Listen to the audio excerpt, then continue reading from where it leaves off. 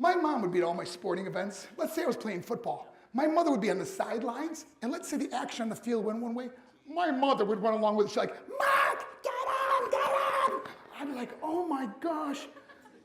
I'd be on the field, we get in the huddle with the guys. They go, Mark, is that your mother? I go, no, I never saw her before in my life. No, but seriously, some of you guys can relate to that. My mom, she really empowered me to become special in sports. See, the greatest gift my mother ever gave me, she believed in me. I've overdosed on drugs on 3 occasions where I should have been dead, but I believe I was kept here for a reason. You show me your friends, I will show you your future. How do I know this? Because I hung out with losers, I became the biggest loser of them all, because I gave up everything I dreamt about as a little boy, because of who I chose to surround myself with. My friends would drive me home at 2, 3, 4 in the morning. We'd be drunk and high in the car. We'd pull up in front of my house. My buddies would go, Mark, Mark, Mark, the light's on. I go, oh man, my mother's up. See, my mom wouldn't go to bed until she knew her son was still alive. I'd walk in, she'd say, hi Mark, how was your night? I go, it's good, Mom, I'm just gonna go to bed. She goes, can I talk to you just for a minute? I go, Mom, I'm tired, I'm just gonna go to bed. She goes, Mark, I haven't seen you all day and all night. Can I please talk to you? I go, man, just leave me alone. You bug me. I'd slam my bedroom door on the one person who believed in me. I was on a worldwide tour and I was wrestling overseas in Japan. After my wrestling match, I went upstairs to my hotel and I fell asleep. There was a knock at my door at 3 o'clock in the morning. I got out of bed, I looked through the safety window of the hotel door, and I could see it was a Japanese promoter, so I opened the door and he said, Mark, you need to call home, there's been an emergency.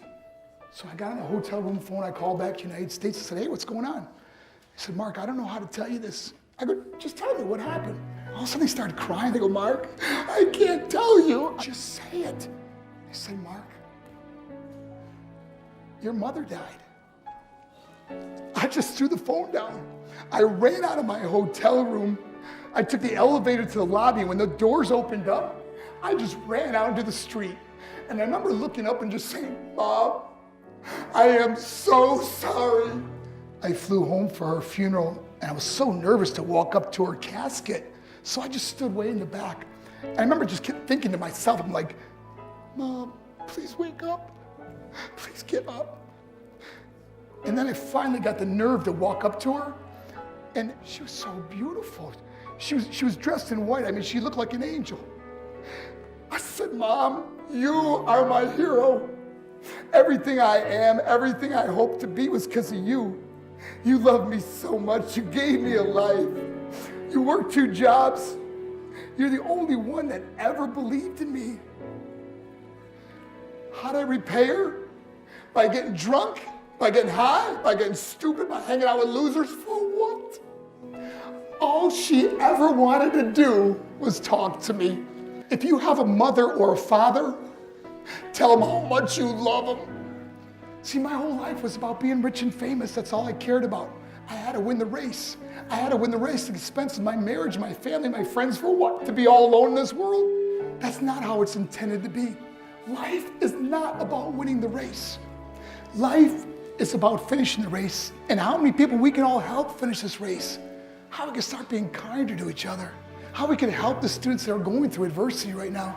How we could stop with the name calling and hurting other people. Because in the end, it may be you that needs help to finish the race. Because I learned what is truly important, and that is how precious this gift of life is, and how quickly it can be taken away. See, I no longer live in time.